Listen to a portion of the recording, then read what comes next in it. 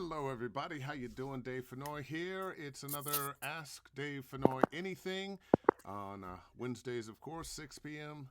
Facebook Live, and the broadcast will be up at Dave Fennoy Voiceover Training, my YouTube channel, a little later on this evening, along with all the other Ask Dave Fennoy's Anythings.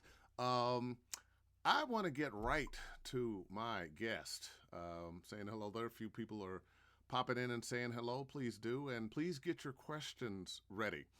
We have all heard about dubbing.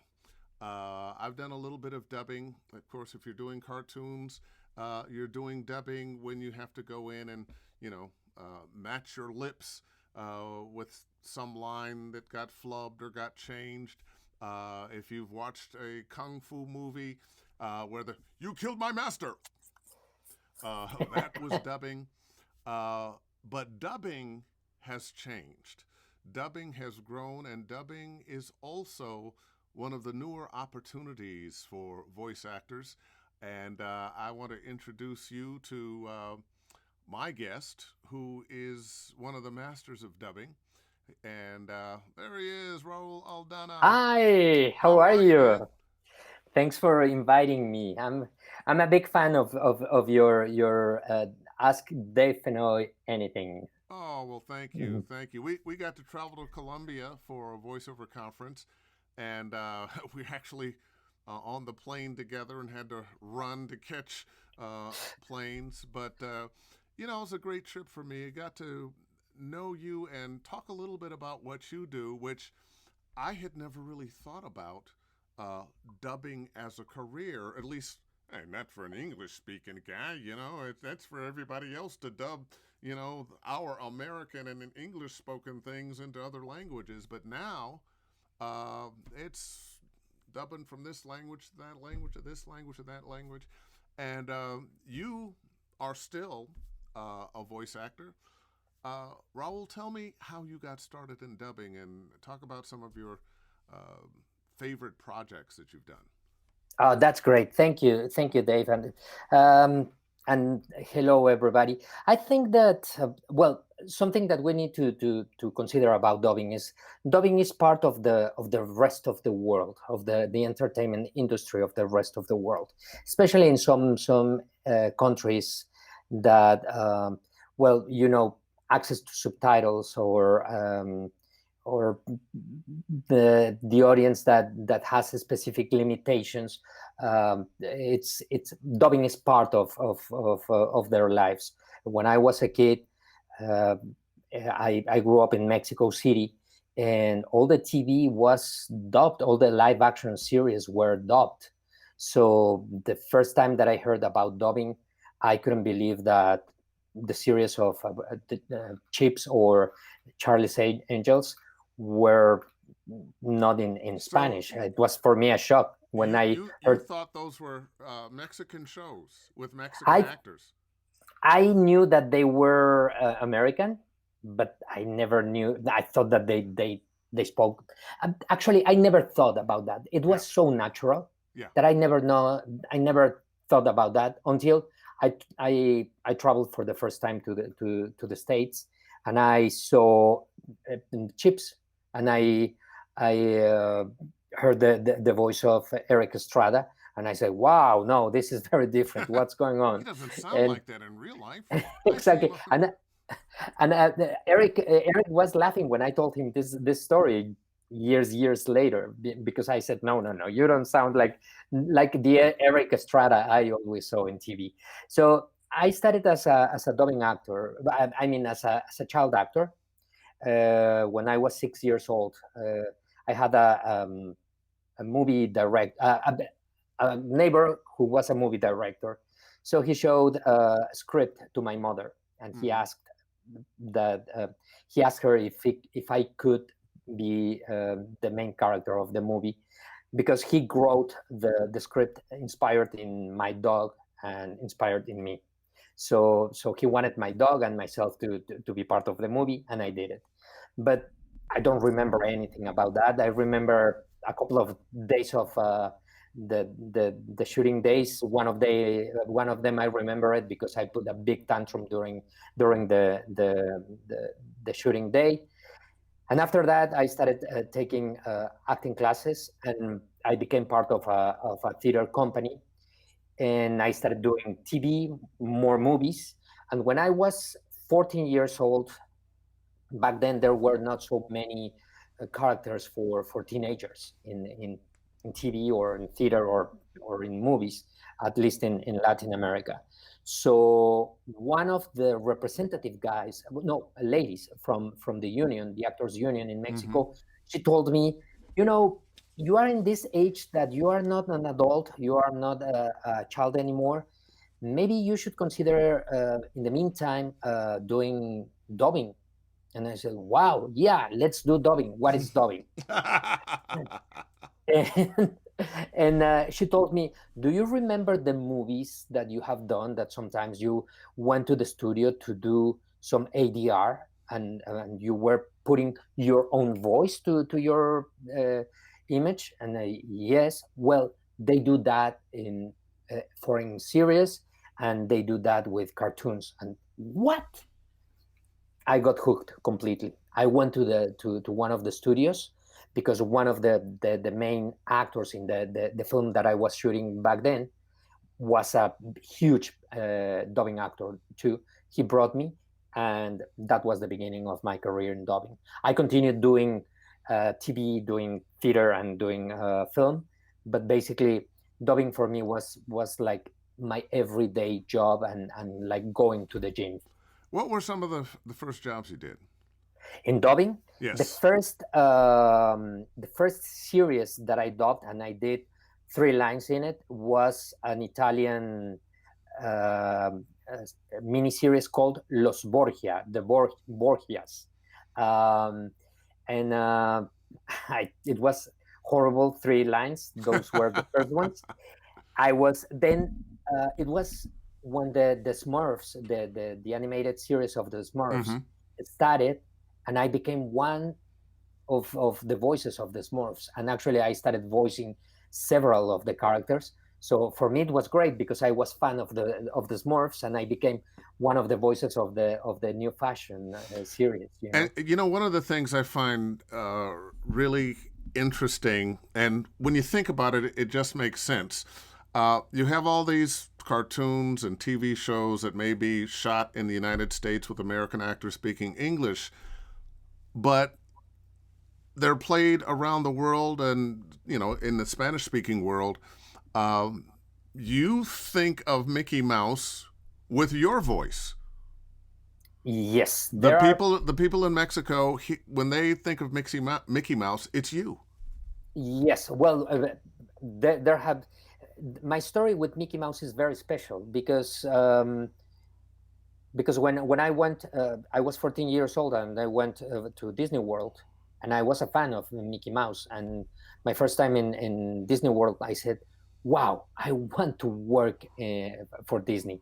But I was thinking about maybe selling hot dogs in the park, not working as a talent. And then I became part of the voices of the dubbing of the Mickey Mouse Club. And in 1985, I was the main voice of the Black Cauldron, which was the animated feature of that year, which was a flop, completely a flop. Those were really bad days of Disney.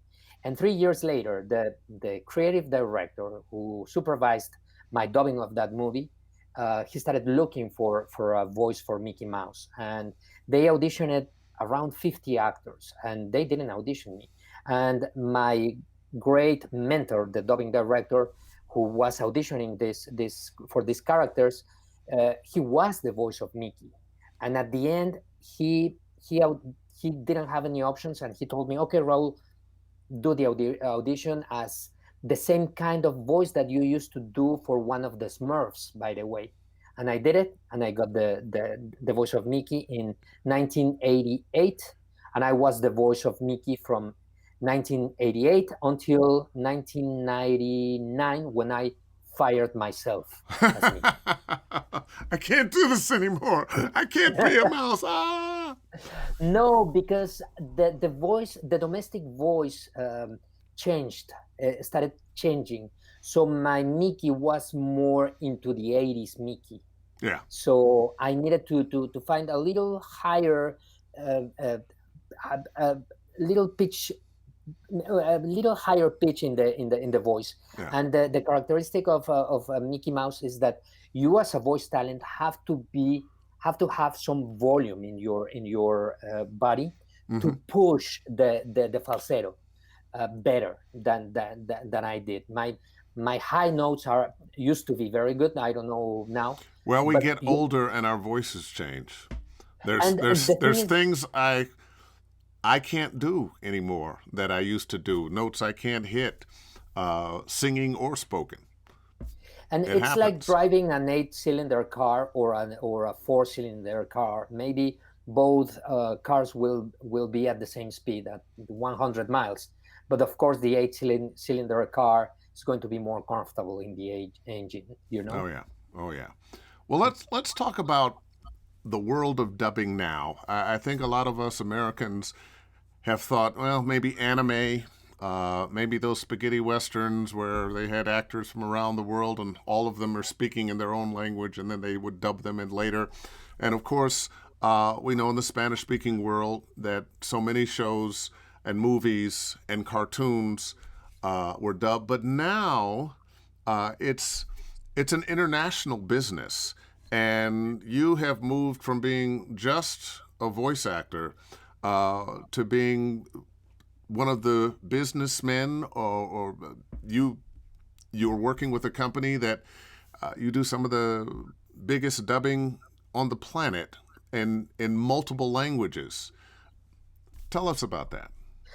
Well, when I probably when I was farther, the farthest from dubbing, I was living a very comfortable professional life because I was in a TV show and I had my radio show. I was part of the cast of another radio show. I was recording probably 500 commercials a year. Now, was that in the United States or was that in Mexico? It was in Mexico. It was in Mexico City, and I was professionally very comfortable. And by the way, I had some issues with Disney, fighting for royalties and things like those. I've And heard the one day, phrase that the mouse is a rat. exactly. So I was in the gym.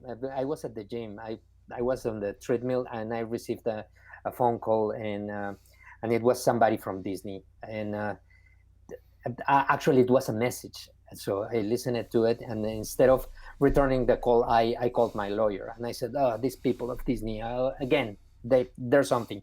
So the lawyer called them, and he got back to me, and he said, "No, they want to offer you a job." And I said, "Well, have them send the audition or whatever." And because I was not happy with Disney, and they said, "No, they want to offer you an executive position." And okay. So I spoke with the guy who later became my boss, and he told me, the person who's the creative manager is leaving, and 3 different people in the company thought about you. And then I said, okay. And he said, send me your resume and whatever. I didn't have a resume the way they wanted. I did it like 3 or 4 days later. Anyway, I sent it, and then they called me. Yeah, we're interested, and then I was hesitating if I should get it or not. So the star of one of the radio shows that I was doing, and the TV show, I told him, look, I don't want to leave the show, and they are offering this, and I don't want to do it. And he told me, no, you have to do it. And he said, look, I'm a star. I have a character. I have my TV show. You are the same. You have a successful career, but you need, the way I do, an executive part of your career. You need to be your own executive producer. And I said, that's interesting. That's making sense. Yeah, I said, yeah, I need to develop an executive career behind my career. So I accepted the job. I wanted to do it for a year only, and I stayed 20 years with Disney. Um, at exactly 1 year after, in my last recording session, we were dubbing A Bug's Life from Pixar, and I said, "That's it," to all my actors. I'm done. I'm leaving. And then I saw that there was a new movie called Tarzan with Phil Collins, and I said, "Oh, no, no, no! I have to work with Phil Collins. I'm going to stay." And then there was another, and I said, "Oh, no, no! I need to work with Sting." And then, "Oh, no, no! I need to work with Viggo Mortensen." And I stayed, and I continued. I left Disney in 2018, and my last day was Friday, and on Monday I had, fortunately, 3 messages inviting me to talk about new possibilities of a new job. And something that happens with the dubbing industry is that it's an industry really reluctant to change. The industry doesn't want to innovate, doesn't want to change, and it's fighting within the industry. There is a lot of confrontation inside the industry.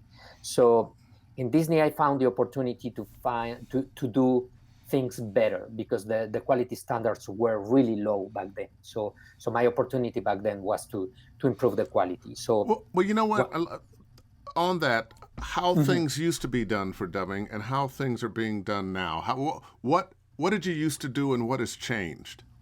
Well, when back in the day, we used to dub with film, with 60 millimeter film, synchronized to a magnetic tape, and it was a very artisan job, the way they used to do it, the way they used to synchronize, and that's why they still call it looping, because they used to create loops, Ah, and and then it evolved into the digital world, but it was not digital actually.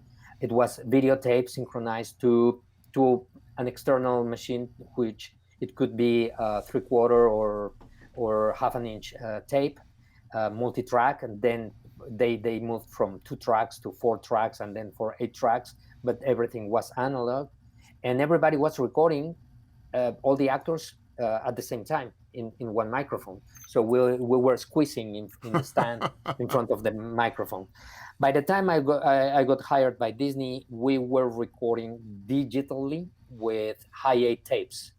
So it was linear, and the synchronization was a 3/4 video cassette, locked to a DA88 Tascam machine, that we used to call them DA weighty weight, because the it took locking, so long.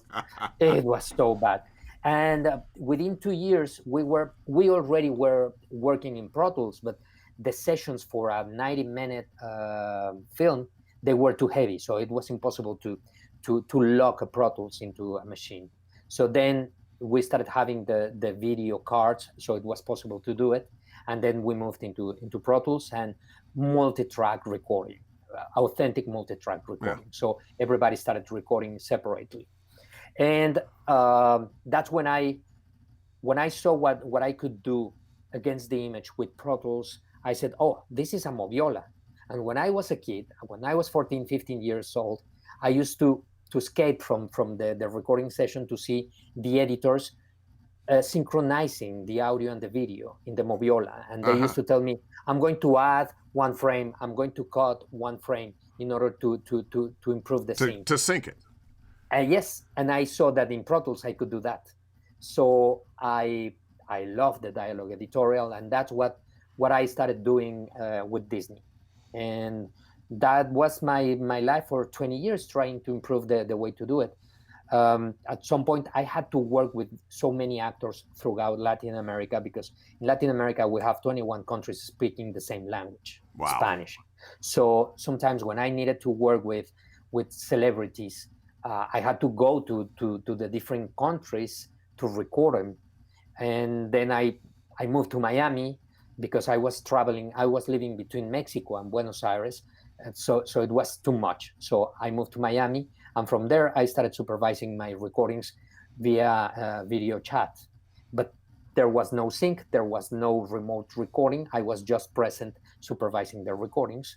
And when I left Disney, I joined Zoo Digital, which developed this amazing platform to do exactly this, remote recording in the cloud, connected in real time with no latency, and to be capable to have the director, the actor recording projects in lip sync, which I loved it. And I got really hooked because I saw that was what I was looking for, the next step on the industry. Okay, now you've taken us to the next step in the industry, and as the world has changed and gotten smaller, um, people are looking to watch the TV shows that other people in other languages around the world are watching, and that has led to an increase in dubbing or localization. It's many languages now being dubbed into many languages. Uh, what are the opportunities, say, for American actors here in Los Angeles to add dubbing localization to their resumes? This is a great question because right now dubbing is a fundamental part of the industry. There is a boom in terms of dubbing and in terms of the content development. Everything needs to be dubbed in all the languages, including English, because thanks to Netflix and all the streaming services, some imported product uh, came to the States, to the streaming, and that product needs to be dubbed. In 2006, I did my first dubbings into English. I had a series produced in Argentina that I needed to dub for Disney Channel USA into English. And back then the dubbing was really bad, really, really bad into English, because because that was something that nobody used to do here except for maybe some Bruce Lee movies. So there was not an industry for dubbing. But thanks to Netflix and the streaming services, the content started coming, and now the dubbing industry in the States is blooming, and it's getting better and better. So I think that this is a great opportunity to all the voice talents, to all the voice actors, or to all the actors. Something that I like about dubbing into English and working with American actors is that you don't fight with the fact that they need to be actors. Acting is very good because they are actors, actually. Yeah. I find that the little caveat of being in sync a very simple thing, because it's a technical part. It's something that you get with some So training. you can slide the voice a little bit, get a little more separation here. So if you're not perfectly in sync, you can find ways to do that. You can find it. You learn how to do it. Yeah. But you have the base for it, which is acting, because dubbing is a specialty of acting.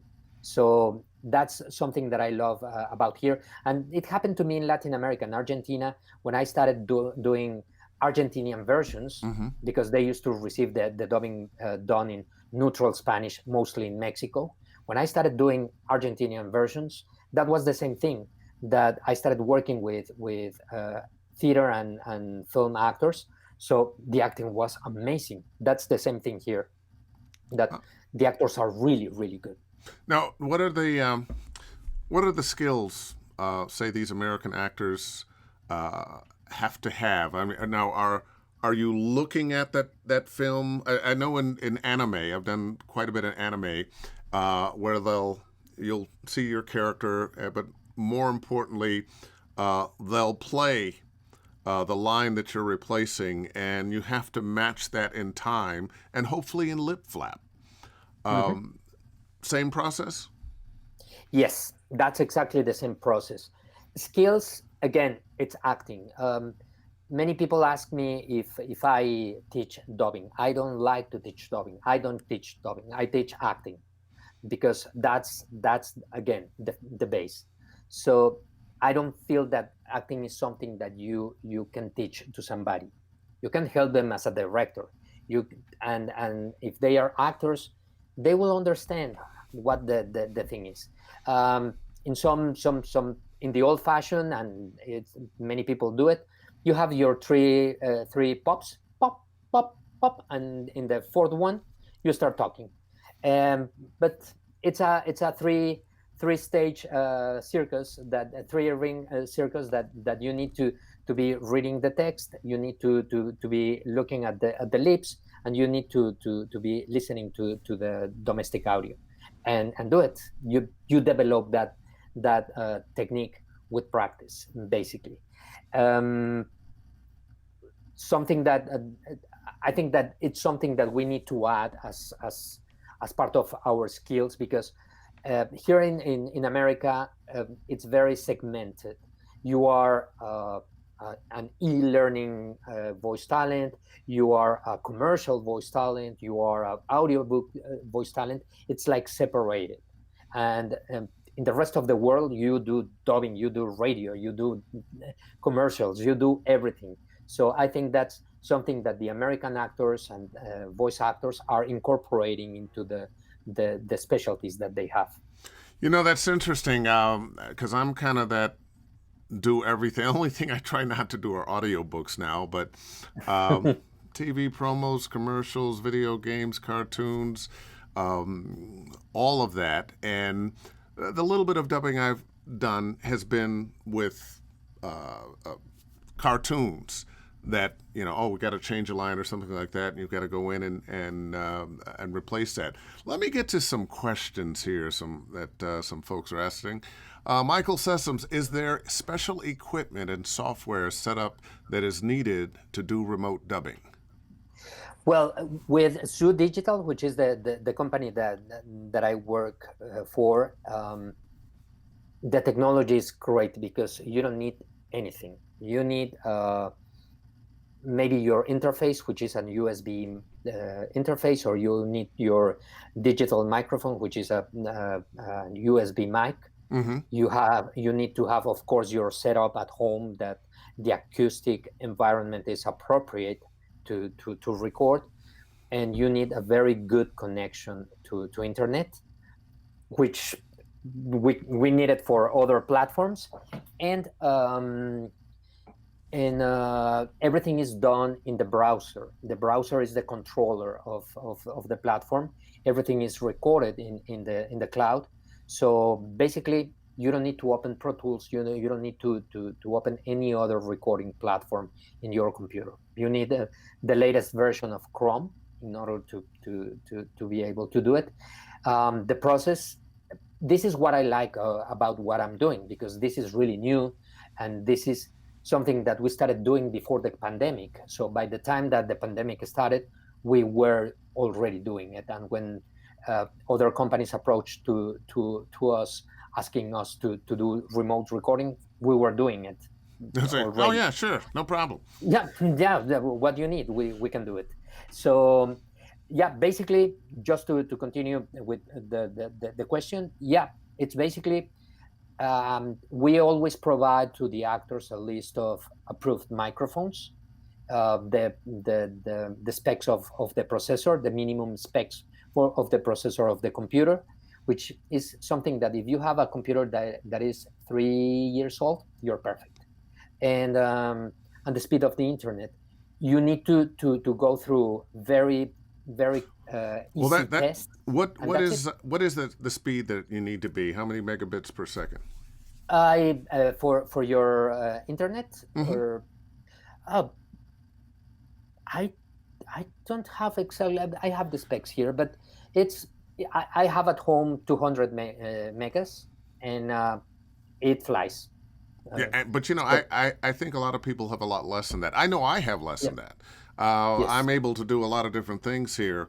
We'll have to get the answer to that at some point and share it later on. I want to bring up somebody else here. Janet Peters says, "Glad I made it. Hi, Dave. Welcome, Raul. I just did some dubbing today. Not as easy as one might think. Glad to be here. I'm listening." Well, what are the problems you run into with American actors who probably don't have as much experience with dubbing, and maybe even some work people can, well, I'm doing this until this happens, and are American actors respecting the work? Yes, you know, There is something that we need to consider about dubbing, and the thing is that dubbing is it has to be um, approached.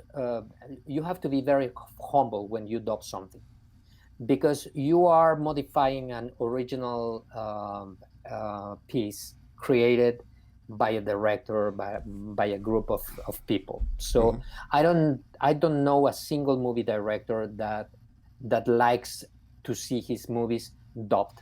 So we need to be very careful because we are touching a very special piece. So I'm saying this because sometimes as dubbing actors, we tend to be very arrogant, saying that, yeah, I am the voice of Robert De Niro. Hey, careful, you are the voice of Robert De Niro. Be respectful because you're talking about Robert De Robert De Niro. Yeah. Niro. So to try to avoid offending him Yeah. with a lousy job. So I think that the kind of evolution that we need to do into dubbing is that we need to become more natural. Something I always say that when I don't hear anything about a dubbing that I do, that's good news. Well, so many things. If the music is right, nobody mentions it. If the voiceover is good, nobody mentions it. It's when it sticks out and wait a minute, who hired that voice? That's when you got a problem. Yeah. I, Exactly. I've got another question here, or comment at least. Bob Loza. Hey, Bob, how you doing? This is all good, but ask him about Spanish dialects because just like American dialects, depending on where you live in this country, um, you speak differently. So we have so many dialects throughout the Spanish-speaking world. How do you reconcile that when you're doing dubbing? There is something that they can take away from you in customs, and it's your accent.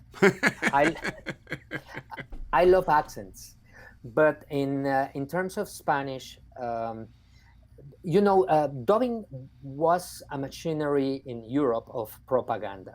They say that Mussolini was the one who wanted to have the films dubbed into Italian to as part of the whole propaganda of his dictatorship. But nowadays, dubbing is a huge element of marketing and distribution. So in Latin America, So it's really about money. it's about money basically, and it's the pay is not so good because dubbing is not part of the production budget. Dubbing is part of the distribution or marketing budget. So dubbing is considered part of the localization process and part of the all the marketing process. So for Latin America, what happened is that when they started dubbing movies into Spanish in the early days of the sound in films, um, in Spain they couldn't dub because they had the Franco dictatorship. So they started looking into something that didn't sound that didn't sound very Latin America for the Spanish people, and that it didn't sound very Spanish for the Latin American people. So they invented this thing called neutral Spanish, which is mostly the most neutral Spanish they found was the Mexico City's accent, because in Mexico City, in central Mexico, we don't cut specific sounds. Like, for example, when you compare English with Caribbean English, that there are some sounds that are cut. That's the same Yeah. the same thing with some different accents and dialects in Latin America. So to respond the question, the solution for dubbing not only in Latin America or not only in Spanish, because it happens in Germany too, there was they created it was created this kind of neutral Spanish or neutral German, that it's the Spanish or the German for dubbing. You know, it's interesting. I know in Great Britain, they have what they call received English. And it is what is taught in school, despite the fact that, every 100 yards you have a different accent. In London and the rest of the country, there's so many accents there. And to a certain extent, we have a little bit of that in this country. The Midwestern accent is pretty much, oh, this is our standard American accent. But people nowadays want, well, we want that East Coast, that West Coast, that Southern, and which Southern. Uh, and I guess we're going to have our actors learn, standard American speak. Let's see. I got another question or thought here. Elizabeth Pan, for projects coming from different countries dubbing into English, do you find English-speaking actors that are true to the original ethnicity of the characters? So if the character is black, do you find a black actor? If the character is Asian, do you find an Asian actor? Well, yes, as much as possible. I have to say, the there is some color in the voice that brings, depending of the ethnicity, brings some the flavor of that specific. But yeah, as much as possible. Now it's easier to find more actors, but at the beginning it was complicated, and I have to say, at the beginning of dubbing, live action sounded a little cartoonish because it was in the development, I have the speed for internet. It's the preferred is 5 megabit download, and upload minimum 1.5 megabit. You mean 150 or 15? Yes, it's a 1.5 Oh, okay. megabit. Yeah, Oh, okay. Okay. yeah. Oh, well, I think most people probably have that, or at least that. I think I do. So we've got people on the line here who are listening, who are voice actors, who are looking to expand their work. How would an American voice actor, somebody in Los Angeles, or somebody who's even listening someplace else, get in touch or find out how to become a dubber?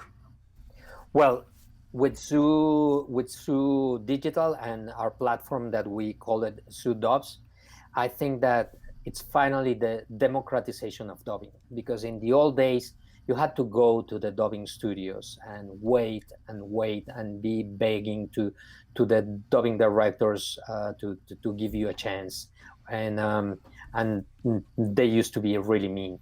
So now, yeah, it was bad. It was Go get me a pain. cup of coffee, kid, and come back. Maybe I'll give you a Exactly. chance then. It was bad. Yeah.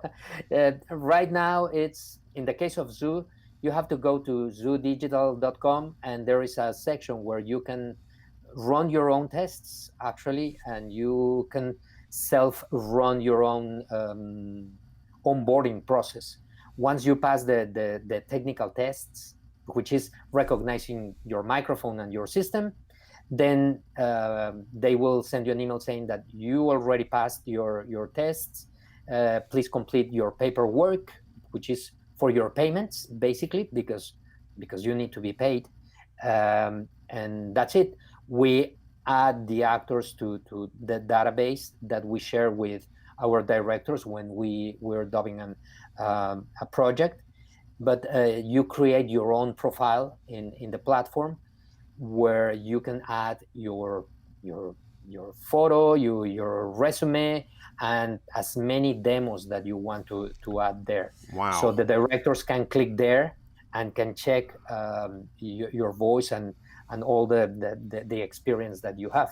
You So you it's you really realize democratic now. you realize you're going to have a bunch of people later tonight and all day tomorrow checking in at Zoo Digital and getting their information up there. Wow, that Yes. simple. The only thing that I would ask them is to be patient, because you know we do a lot of projects internationally. Sometimes we don't have enough projects in English, but definitely we're doing everything remotely. The most recent job that we did, the director was in Atlanta, and the rest of the actors were everywhere. So that's the good thing about what we're doing right now.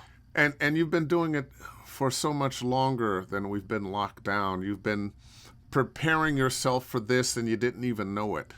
Yes. We were talking before we went on about home studios, And I mentioned, well, I've had a home studio since the 90s, and so many people just trying to get set up now. There was something you mentioned I wanted to answer. I'd forgotten, but I remember now. What are on the approved list of microphones? Can I mention some of those microphones? Because when Yeah. the onboarding team contacts you, they send the list. But for example, all the Apogee mic, all the three different versions of the Apogee mic, Huh. the typical microphone and the most compatible with the system is the Audio Technica AT2020, Wow. the Rode NT, the USB, the Rode Podcaster, the Samsung the CEO One U, and the Sennheiser MK4, which is a very good microphone, expensive but very good one, I have one of those. and the Yeti, the Yeti USB mic, and The the Yeti? yes, Wow. and I don't like it, but it's in the list. And also the Marantz, the Tourette, this combo that has a camera, a microphone, and the light when you need to do some podcasts. That is a very good Wait a minute. so I want to write that one down. Which it's a Marantz. Marantz Tourette is a very good device because you have everything. You have the camera, you have the light for the camera, and you have the microphone. And the name Tourette, it seems like you're going to be cussing somebody out or something. Yes, and then we have some interfaces and converters approved. There's one Shure. The Shure is X2U. That's an XLR You know, converter. I don't like it. now, And we have let me ask you this. yeah. All these mics, most of these mics are USB mics. Why the Mhm. preference for USB as opposed to XLR mics like a 416 or a 103? Yes. The thing is that with digital microphones, we are capable to identify the microphone in the system, because it's a digital Yeah. connection, It and we says get into hello. My name is is Sennheiser. exactly. But we have the interfaces like the Scarlett interface.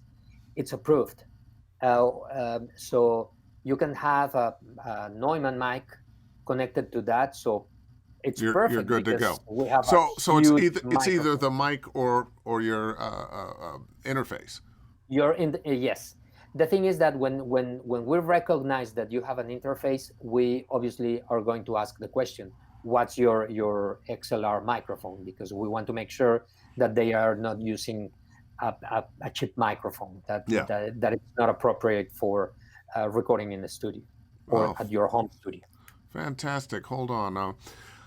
My French friend Luc de Villars. Hey, I've done some amazing work with Zoo during the lockdown in France. Thank you because I've booked a Ubisoft voice acting job because of the gigs I had with Zoo Digital. Te quiero, Zoo. I love them, and the job that we did recently in France, in Italy, in Spain, obviously Latin America, including Brazil, uh, it was great, and it was in the middle of the pandemic, and I love all the actors that worked with us because they were very supportive and enthusiastic about what we do, and I'm waiting because we have some new series and new projects to be done very soon in several languages. So I'm really anxious to get So, back so to did you work with hear that, all of them. everybody? Yes. Get your information into Zoo Digital. Um, oh, I had a question. Oh, let's see. I had a question here. Oh, how many how many actors do you think you guys are working with around the world? Wow, I was checking the list of actors, but I'm thinking about 500 active, Okay. uh, which is if you compare it with all the business is probably not so much. But if we are talking about actors actively working remotely, connected remotely. That's a lot. In Latin America, in Latin American Spanish, I have around 200 active actors. Yeah. Latin America is the most successful territory right now because it was the first territory that embraced Much the more experience doing dubbing than just about any place. yes, and I changed the model. I approached the actors when the platform was developed. They didn't know how to approach the actors, so they thought that they needed to approach acting schools or very new newbies, Yeah. So it sounded a little amateurish, experimental. So I changed it, and I started. Well, I was the head of Latin American Disney, so I started contacting my best actors, my best directors, and I onboarded them. And the good thing about them is that they are oriented into technology. They like technology. They like to be the first ones in something. So I brought them, and it was a pyramid. Once I brought them here, the rest came really easily. So that's why Latin America is way ahead. Now Spain is doing very well. France is doing well, and Italy, they are doing very well in the platform. I have a question here or a comment here from somebody I think you know, Catalina Plata. Hi, Oh, guys. Catalina, ¿cómo está? Oh, She says, "Hi, guys. Nice to see you again. Greetings from Colombia. I have a question concerning payment. How payment is done by loops, lines, or how is it done? So is it the length of the session? Is it the number of lines? What is the criteria for how much an actor is paid? That's a very good question. it depends. Yeah, it's a very good question, and it's. I think it's a very good opportunity to clarify this because we pay according to the local policies of the language. If we are recording a German version, we pay according to To what the that union. economy is, yeah. Exactly, what the union indicates how it has to be paid. Yeah. In Latin America, for example, I had to go through all the actors associations and unions to compare, and the best way to pay was being aligned to the Mexican union, which is that it pays the highest rate, and we're paying higher than the union actually. So it depends on the territory. There are some cases, for example, we have some Mexican actors or Latin American actors living in the States that unfortunately we can't pay them according to how it's paid right now in the States, which is maybe by the hour of work, because the kind of budget that we have for Latin America is according to the Latin American market. Yeah. But they understand it because many of them, then when they move to Mexico, I mean to the States or Canada or Germany, they had to stop doing dubbing. Now they are doing it remotely. Okay, here in the United States, American actors or English-speaking actors who are dubbing for you, are those union jobs or not? No, they most of dubbing is non-union. But anyway, since Netflix came to disagreement with SAG and AFTRA, the prices went up, including the non-union rates. So we try to pay according to what's in the market. Yeah. About how many projects do you have going at any one time? Right now we have. It depends on the language. We're waiting for example, for a new movie to dub into English. We're doing a lot of projects for audio description. A lot. That's something that it's blooming. Let's talk about that. Audio description. This is for people who are blind or very poor sight. And, well, I'll let you tell it. Yes. Well, and for example, right now we're doing just to finish with this, we're doing a new series, animated series, everything remotely in Italy. And Latin America is doing several movies. For audio description, we're doing all the audio description for Disney Plus, for the projects that Zoo is handling for Disney Plus, for the platform. We're doing a lot of HBO, Fremantle, Lionsgate, all the projects need to be now recorded for audio description. Audio description is basically the narrator is describing what's happening on screen in between dialogues. It has to be a very uh, neutral delivery that doesn't interfere with the story or the delivery of the domestic actors. So it has to blend very well into the story. And Understated. exactly, that's it. I always learn from you, Dave. Into my bad English. Yes, that's I should the word. speak Spanish as well as you speak English. Well, I speak the most popular language of the world, which is bad English. Oh, that's a good one. I hate to go back to where we began, Mhm. but someone did ask, how did we meet? We I knew about you, and I saw you in the at the airport because I knew you were flying in the same direction I Yeah, was we were flying. going to, we are on our way to Colombia. Yes, and I think before we boarded the plane. Uh, we introduced each other. I approached you, and then we were seated far away in Yeah, a very crowded plane. a It was, very crowded plane. and uh, we had to transfer to cross. I don't know. Yeah, we had And we a had about layover that much time to make the plane. in Salvador Yeah. to catch another plane. And what I thought was amazing is you land in El Salvador and you think, well, it's an international flight. My bags will just go on to the next place. No, you had to collect your bags, recheck them, and then make it to the plane. Ah, Running with them, like carrying them. Yeah, yeah, because yeah. our plane from LA left late. Well, And that was a it, good trip.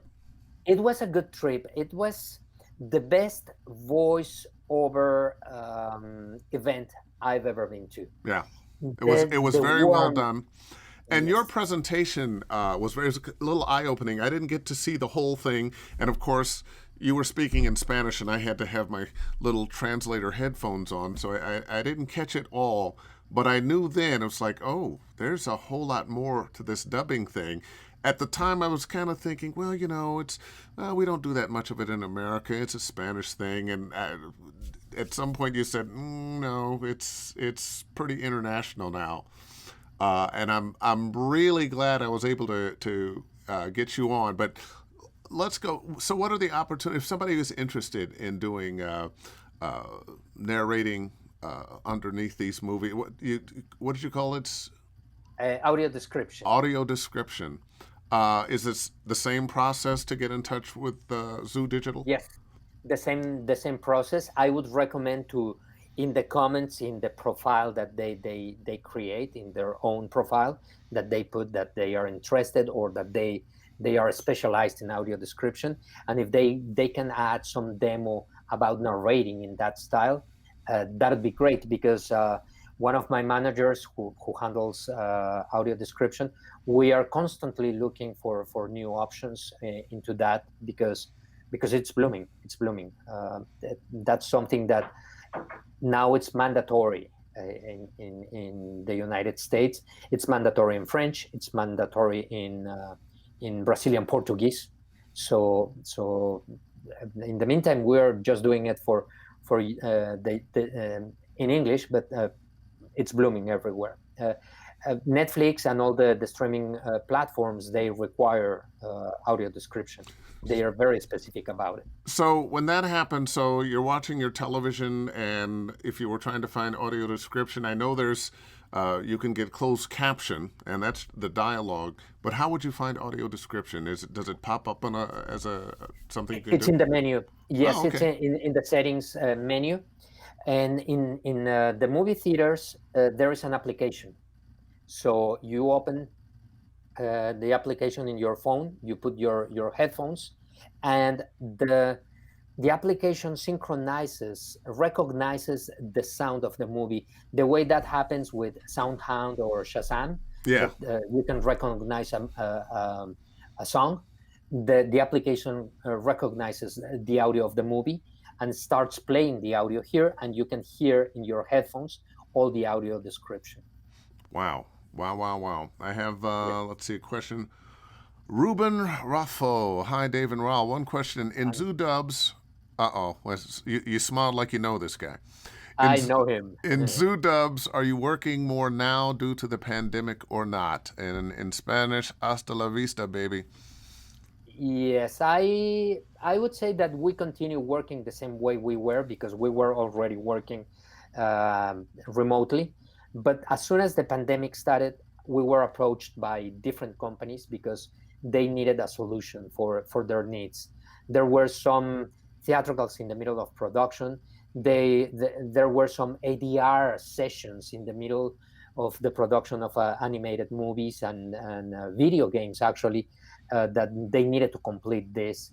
So they continue contacting us to provide them some solution for that. So yes, the work increased, um, but in our case, we were ready. We were doing it. Yeah. Something that was really special, and I really enjoyed because I discovered that our platform was perfect, and when the directors and producers discovered it, was the ADR sessions for Ah, animation.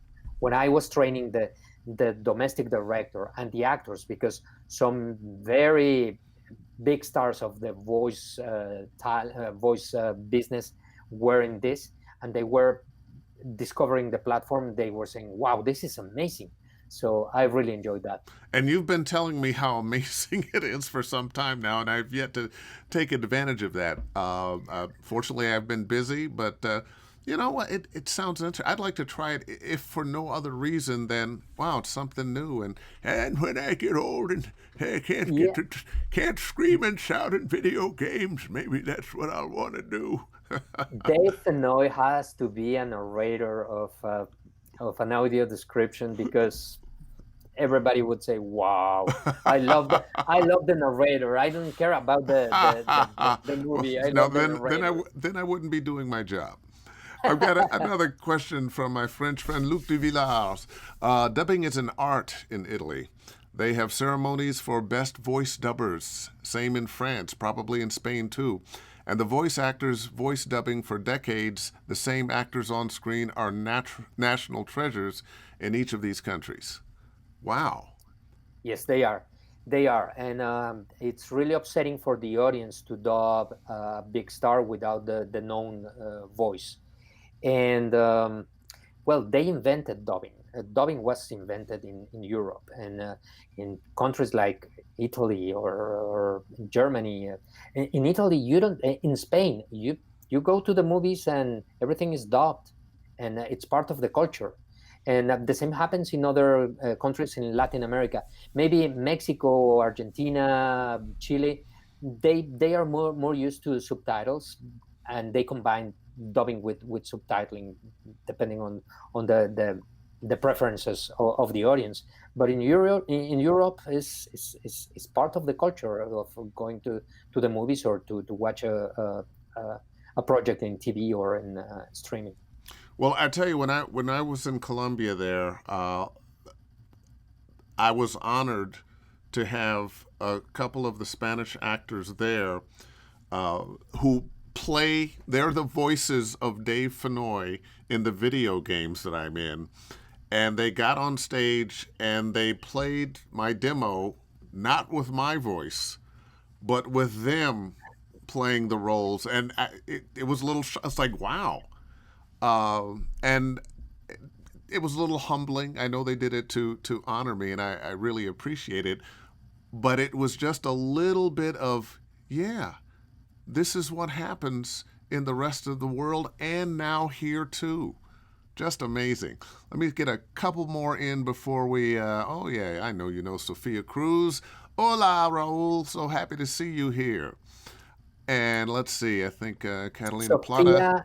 Sophia is one of the most important audio description narrators I have nowadays.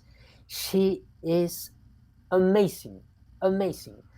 Uh, Apart from that, maybe a year ago, we needed to record an audio for Facebook, and she did 3 takes.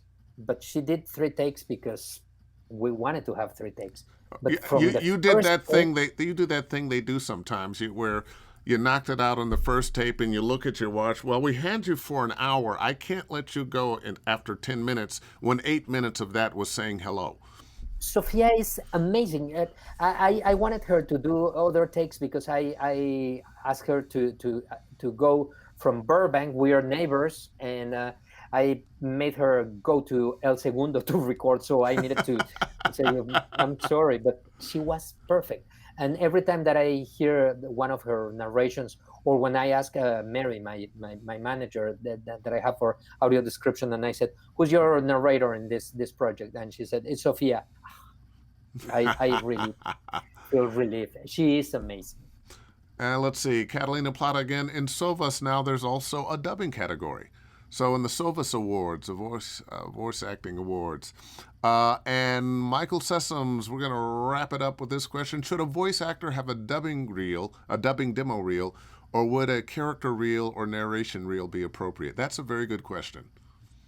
Yes, I would recommend we need to consider that your reel has to be very efficient, because maybe a director or a producer will not have enough time to listen to all the demos. But if you have the chance to put together a 2 minute video clip with all your dubbings, I'm talking about against the character, not only the audio, that would be great, because it's something else to show. But A video of your voice against other actors dubbing, exactly, that dubbing clip them. of what you have dubbed, if they have access to that. Many What actors if do they've it. never got a chance to do any dubbing? How would they put that together?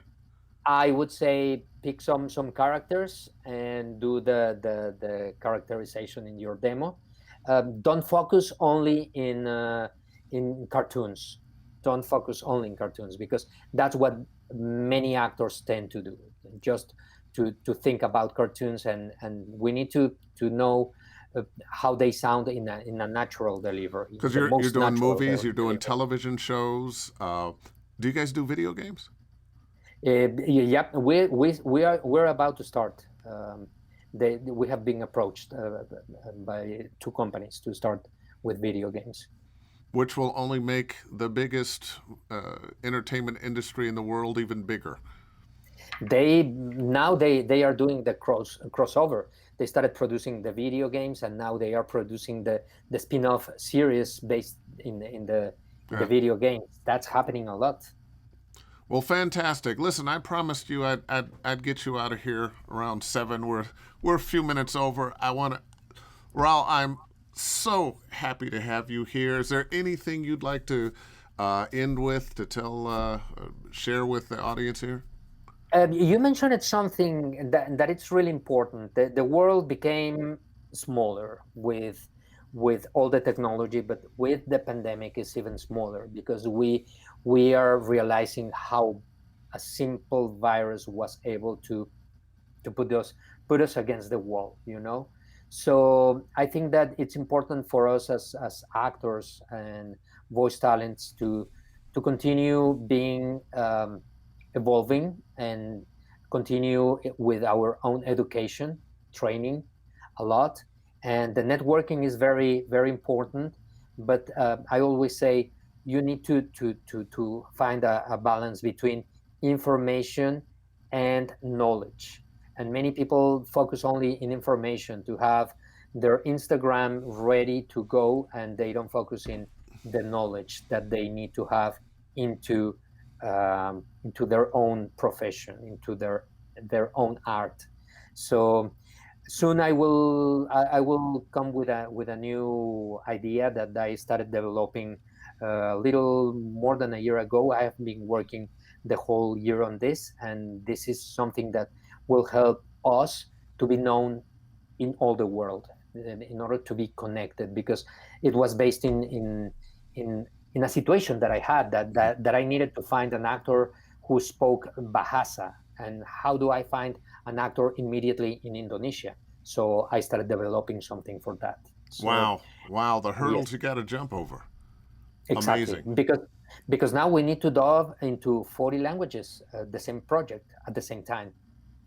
Wow. Amazing. And somehow I'm hoping that through movies and TV shows and video games and cartoons being dubbed into all these language, uh, that we at least get a little bit of more togetherness. Although our cultures are going to be different here and there and everywhere, but something that binds us all. Entertainment. Maybe. Yes, I agree. Maybe. I agree. That's something that I have learned from people like you. And well, we were talking with Catalina or Ruben or Sofia. We have developed this friendship and brotherhood, and we go together to Colombia and go to Mexico and go to Atlanta, and we see each other here in the Sovas events, and that has to happen everywhere. In Everywhere. London, and we're writing for the same magazine and sharing our knowledge and sharing our experience. That's something that needs to continue growing, because that makes us stronger. Absolutely. Well, I'm going to leave it at that. Raul, thank you so much. And I'm going to say goodbye to the audience here. Remember, it's Zoo Digital. Zoo Digital is where you want to get in touch and fill out that form so you can join the world of dubbing, if you please. Dave Fennoy here. I'm going to call it, and we'll see you next Wednesday. All the best and enjoy. Bye bye.